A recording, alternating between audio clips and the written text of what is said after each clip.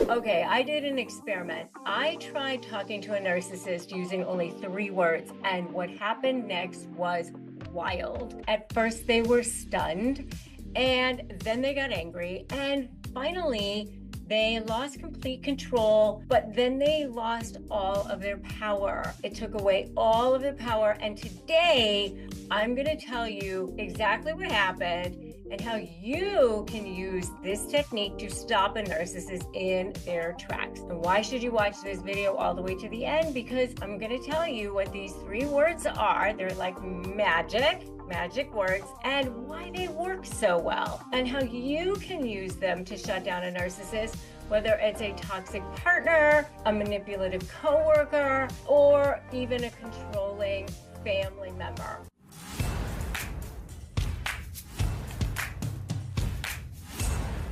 Okay, so I'm Rebecca Zung. I'm a globally recognized negotiations and high conflict communications expert and attorney, and the best-selling author of Slay the Bully: How to Negotiate with a Narcissist and Win. And I've spent my career helping people through negotiations, through difficult situations, helping people take their power back, get their voice back. And I do this every single day right here on this channel.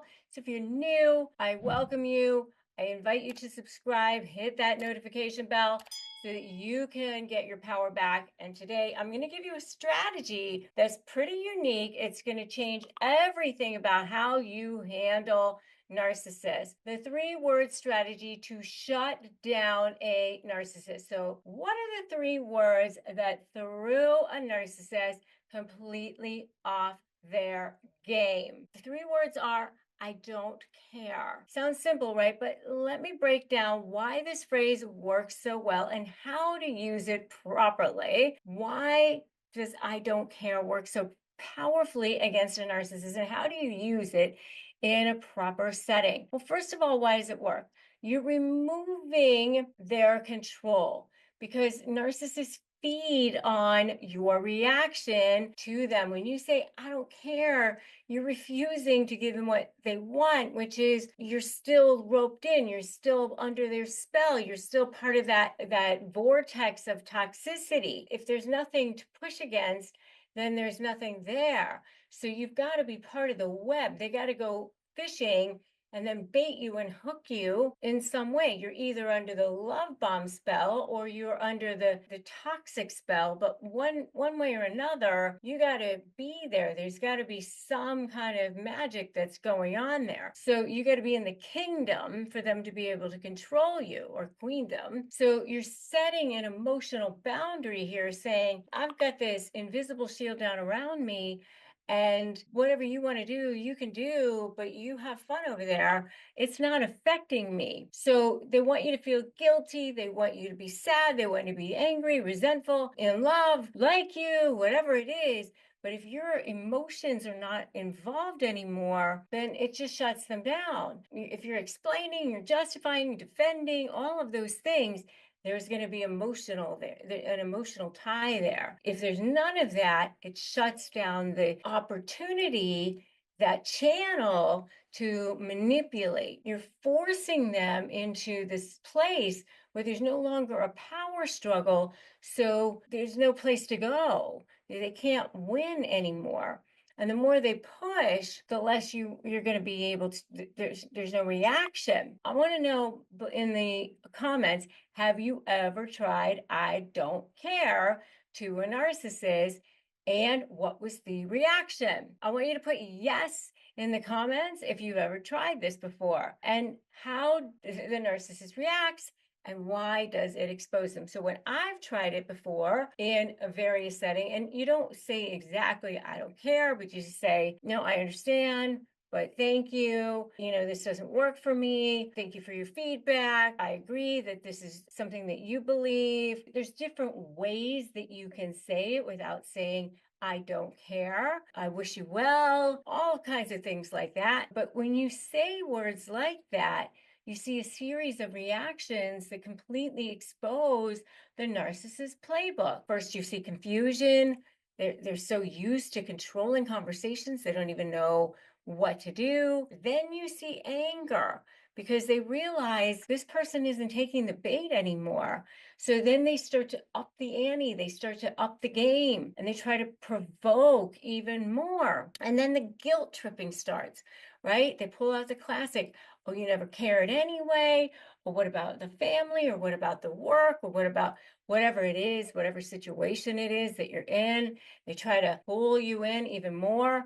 And then finally, silence, because they notice that nothing works. And if they run out of tricks, then they got to go find their supply somewhere else.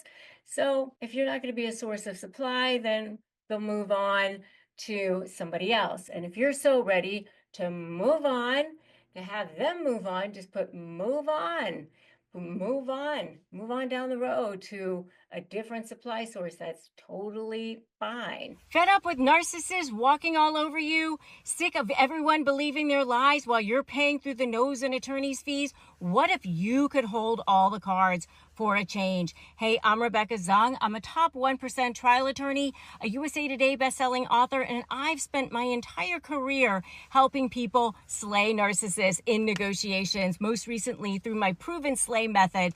What if your suffering could become your superpower? Imagine turning all that pain into power, not just for you, but for others too. This is your chance to take back control. You can finally win. Become a high conflict negotiation certified coach.